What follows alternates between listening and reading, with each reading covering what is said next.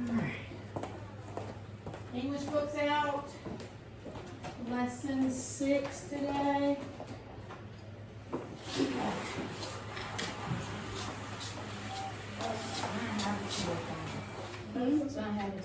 Yes, it's very It is. It's still. All right.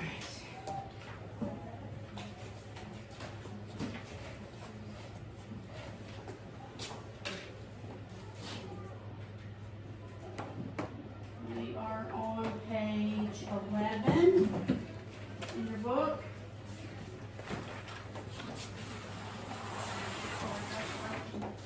C or B scene or something.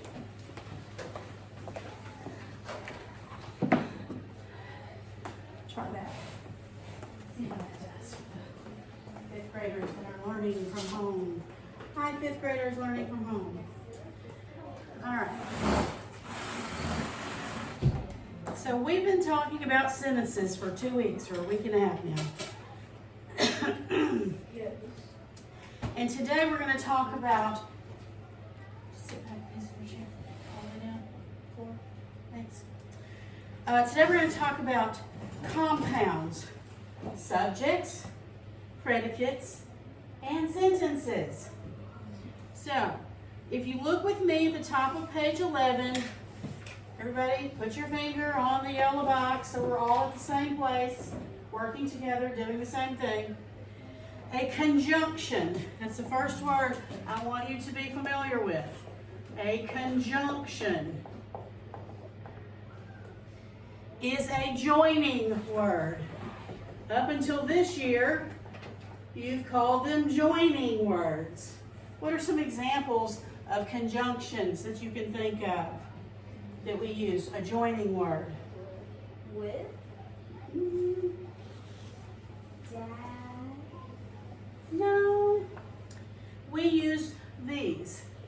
And, or, and but. Okay? And you can see those in the examples there on that page. Conjunctions, you join words or groups of words in a sentence. The conjunctions and, or, and but join sentence parts of the same type. On a diagram, a conjunction is placed on a dotted line joining the parts. And you can see one there.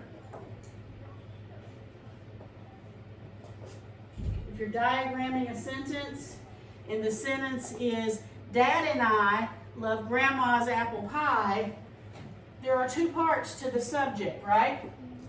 What are the two parts of that subject? Dad and I.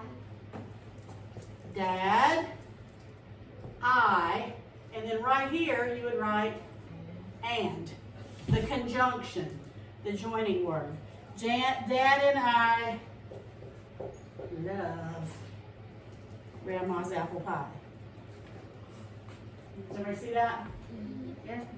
So that's how we're using conjunctions, or how we're combining subjects. 2 subjects are joined with a joining word that we no longer call joining word, we call conjunction. Okay? And that's compound subjects. That's what this one right here is. Compound meaning more than one subject. Dad is part of the subject, and I'm part of the subject. Okay? Then we have compound predicates. Now we know the predicate is the verb part of the sentence. So a sentence that has 2 verbs that you can use together with 1 subject, you do the same way, except you have 1 subject and it has 2 verbs that are joined with a conjunction, like in the sentence, Grandma slices or cubes the apples. What's the subject of that sentence? Grandma slices or cubes. Grandma. Grandma is the person, and she's the who that this sentence is about. What does Grandma do? What are the 2 things that she does in that sentence? Slices and cubes. Slices and cubes. So that's the two verbs, and we just write and right there. Grandma slices and cubes. This is doing our diagramming for our sentence, okay? When we diagram our sentences, which is what we're going to be doing today, so. And then you can have a compound sentence. This is a compound predicate. That means it has two verbs, slices and cubes. This has two subjects, Dad and I. But you can have compound sentences.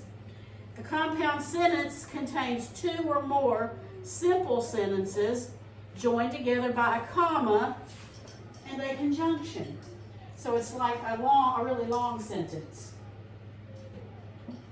Like, Grandma wanted to bake apple pies today, but she forgot to buy the apples. So that's a really long sentence, right? It's two complete sentences that are joined together with the word but, one of these conjunctions. So if we were to diagram this, we would diagram the first sentence. Grandma, what's the verb in that one?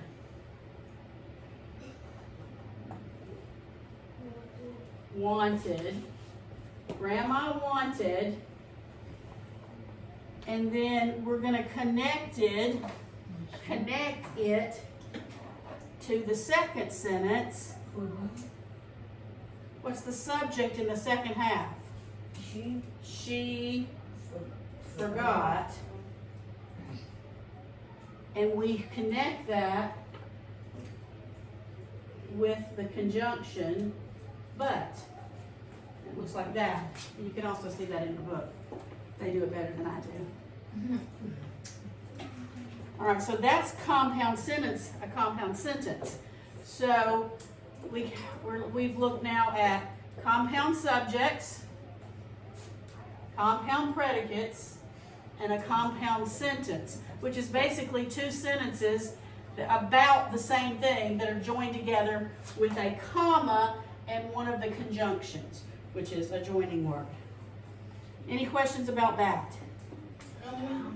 Let's see if there's no questions by trying to do some of the work. I'll sit in this chair. This being is a little thing around. You know, a little stand to put your stuff on. All right. Guided practice. This is on page 11.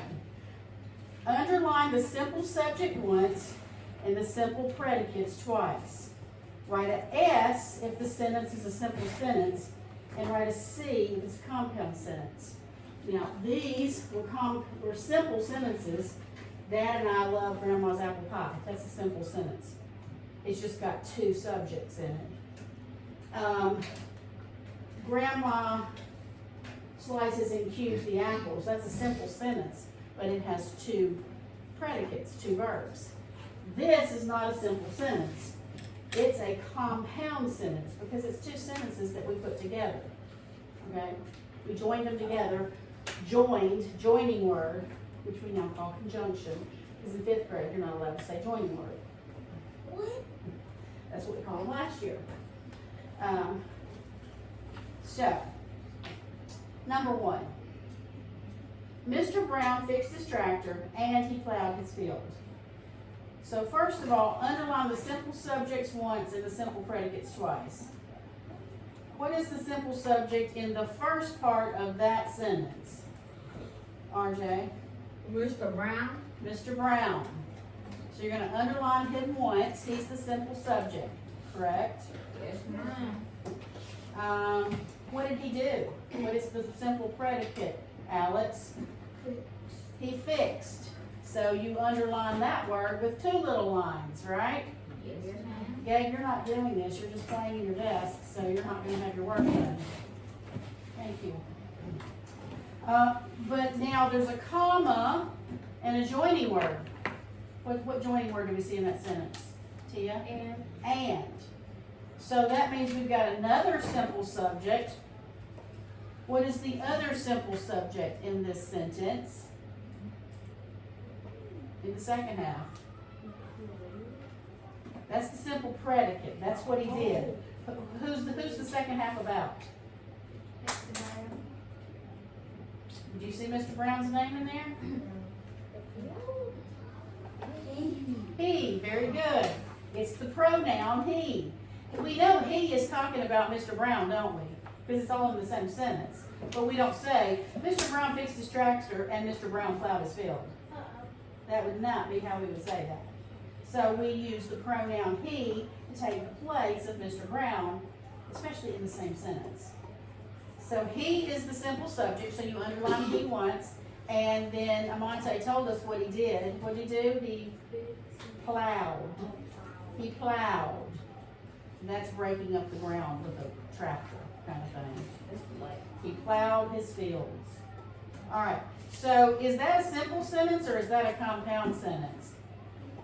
It's a compound, yes, very good, Layla. It's got two parts. It's divided with a comma and a joining word. It's got two different subjects and two different predicates. So it's called a compound sentence. Excuse me. Number 2, the farmer plants and harvests crops each year. What is the subject, the simple subject in that sentence? Who is that sentence about? Alice. Farmer. Very good. So you underline farmer once because that's who this is about. And then what does the farmer do, Gracie? Plants and harvests. Plants. We underline plants and we underline harvests. You don't have to do the and they get 2 underlines because they're the action words, they're the verbs. Okay, is that a simple sentence or is that a compound sentence? Tia? Simple. It's simple. It's got 2 verbs, but it doesn't have 2 parts of the sentence. Alex, wake up. Gracie? What's the first one, like an S or C? It was compound. It has 2 parts. All right, number 3. His horses and cows eat oat grain. Subject. RJ. Horses. Okay, is that it? Is that the only thing it's about? Horses and cows. Right, horses and cows. They're both the subject. So each one of those words gets 1 little underline. Not the word and, they're joined by and, but we don't underline and. And then, Gracie, what's the predicate? Eat. Horses and cows eat. That's what they do. And then is that, yes, Well, what did you want to say? is that a simple subject or a compound sentence? I mean, is it compound? Oh, it has It's only one part. Yeah, it's only got one, it's got 2 subjects, but it's only got one part of the sentence. To be compound, it's gonna have to have a comma with the joining word. And it's like 2 separate sentences put together. That's when you know you've got a compound sentence, when you like that first one, Mr. Brown fixed his tractor. That could be a sentence all by itself. He plowed his fields. That could be a sentence all by itself. But they joined them together with the conjunction and a comma, and so it became a compound sentence. The other 2 they could only be one sentence. The farmer plants and harvests crops. The horses and cows eat oat. They could only be one sentence. Does that make sense? Yep. That's how you know the difference in compound and simple. Okay? All right. In the bottom, diagram the simple subjects and simple predicates from sentences 1 and 2. Include any conjunctions. I guess I'm ready. So that we'll have room to write on the board, because I write big.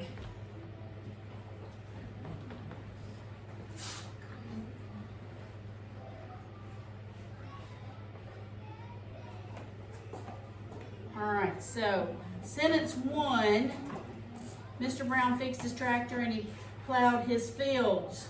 That's a compound sentence. So we've got 1 up here and 1 right here, right? Yes, ma'am. We got two parts. We got to do both. So what's the subject in the first part?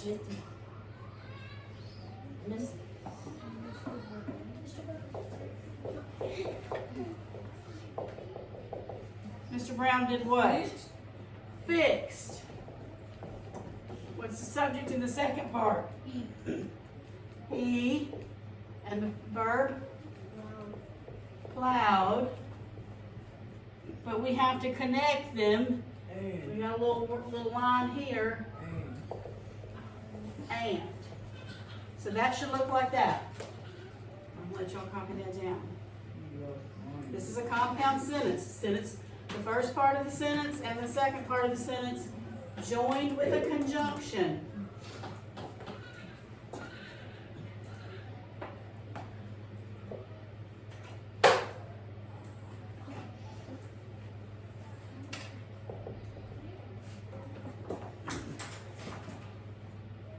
Everybody get that one? Yes, ma'am. Yes, ma'am. All right, and then it says do sentence number 2. The farmer plants and harvests crops each year. What's the subject? Farmer. What are the two things he does? Plants and harvests. And then we have to put our conjunction there. And. Let's see that one. Plants and harvests.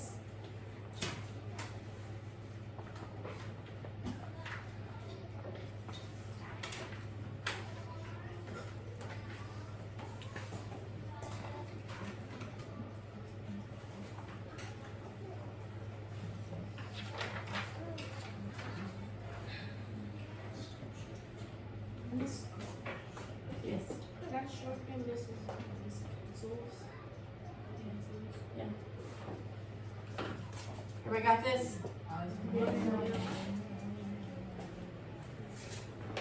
Okay. All right. We're going to move on to page 12. And page 12 is called Independent Practice. What does that mean? I'm going to get us started on it, but this is going to be work that you do on your own. So you will do independent practice on page 12. You'll decide if they're compound or simple sentences. You'll underline the subjects and the predicates. You'll diagram sentences. And then at the bottom, you're going to make compound subjects or compound predicates from the two sentences that are there. We'll talk about those. And then when you're finished, you will do, I have worksheet number, extra practice sheet number 6 for you. But go ahead right now and get started at the top of independent practice number 1 by underlining the subjects once and the predicates twice, and then determining if they are compound or simple sentences.